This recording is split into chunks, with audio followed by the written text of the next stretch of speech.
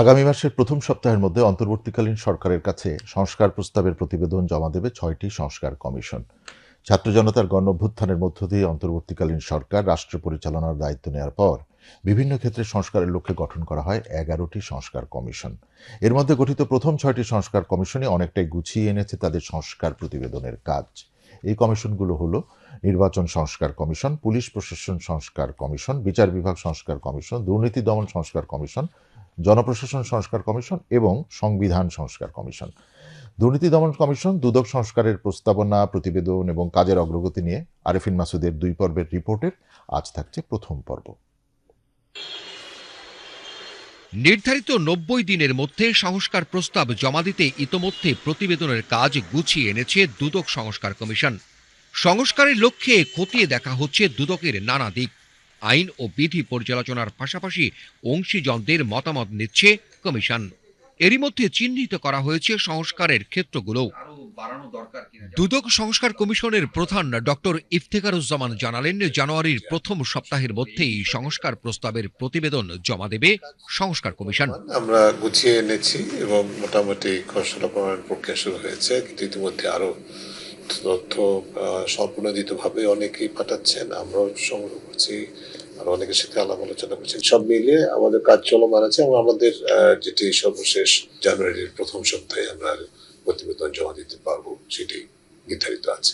দুদক সংস্কার কমিশনের প্রধান বললেন, দুর্নীতি দমন কমিশনে শুরু থেকেই নিয়োগ দেয়া হতো রাজনৈতিক বিবেচনায়। পাশাপাশি আমলাতান্ত্রিক জটিলতায় জিম্মি ছিল দুদক, আর এ দুটোকেই দুদকের প্রধান সমস্যা হিসেবে দেখছে সংস্কার কমিশন।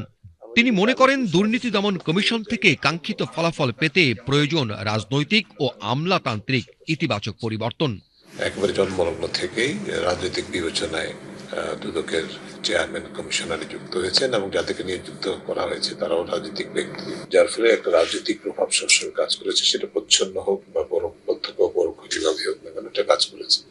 দুদক এক ধরনের আমলাতন্ত্রের হাতে জিম্মি, বিশেষ করে প্রশাসনের আধিপত্য। বাংলাদেশের দুর্নীতির যে ব্যাপকতা, গভীরতা, তার অন্যতম অনুঘটক হচ্ছে রাজনীতি, আমলাতন্ত্র এবং তার সাথে ব্যবসা। এই মধ্যে অন্যতম যে শক্তি, তারাই যদি দুদককে যেভাবে প্রভাবিত করে রেখেছে, এর ফলে দুদক তার ভূমিকা পালন করতে পারেনি। আমরা যদি আদর্শ দুদক পেয়েও যাই, তাতেও বাংলাদেশের দুর্নীতি নিয়ন্ত্রণ সহজ হবে না যতদিন পর্যন্ত না রাজনৈতিক সংস্কৃতি, আমলাতান্ত্রিক সংস্কৃতিতে ইতিবাচক পরিবর্তন আসবে। এছাড়াও দুদকের ওপর কোনো কোনো আইনের নেতিবাচক প্রভাব ও প্রতিষ্ঠানটির জনবল বিভাজন, সহায়ক প্রতিষ্ঠানগুলোর সঙ্গে দুদকের সমন্বয়হীনতা এবং এক ধরনের অসুস্থ প্রতিযোগিতা থাকার বিষয়গুলোও চিহ্নিত করেছে সংস্কার কমিশন। দুদকের আইনে কিছু কিছু যে সংযোজন বিয়োজনের প্রয়োজন আছে, সেগুলো আমরা পর্যালোচনা করেছি এবং সেই পথে সেগুলো আমরা অগ্রসর হচ্ছি। দুদকের কাজের উপরে প্রভাব সৃষ্টি করে এরকম কিছু আইন আছে, সেগুলোকে আমরা দেখছি, যেমন কর আইন আছে, সিভিল সার্ভিস অ্যাক্ট আছে, money laundering, anti money laundering act আছে। এদের যে প্রভাব, নেতিবাচক প্রভাব কোনো কোনো ক্ষেত্রে দুদকের উপরে পড়ে, সেগুলোকে আমাদেরকে দেখতে হচ্ছে। এই পুরো বিষয়টাকে অবকাঠামো ঢেলে সাজানোটা হচ্ছে অন্যতম। দুদক সংস্কার কমিশনের চেয়ারম্যান মনে করেন, দুর্নীতি নিয়ন্ত্রণে জোর দিতে হবে দুর্নীতি প্রতিরোধের ওপর, আর এক্ষেত্রে সাধারণ মানুষের দুর্নীতি বিরোধী মনোভাব প্রকাশটাও গুরুত্বপূর্ণ। সাধারণ মানুষ যেন দুর্নীতির বিরুদ্ধে সোচ্চার হয়। সাধারণ মানুষ। আরেফিন মাসুদ, বাংলাদেশ টেলিভিশন, ঢাকা।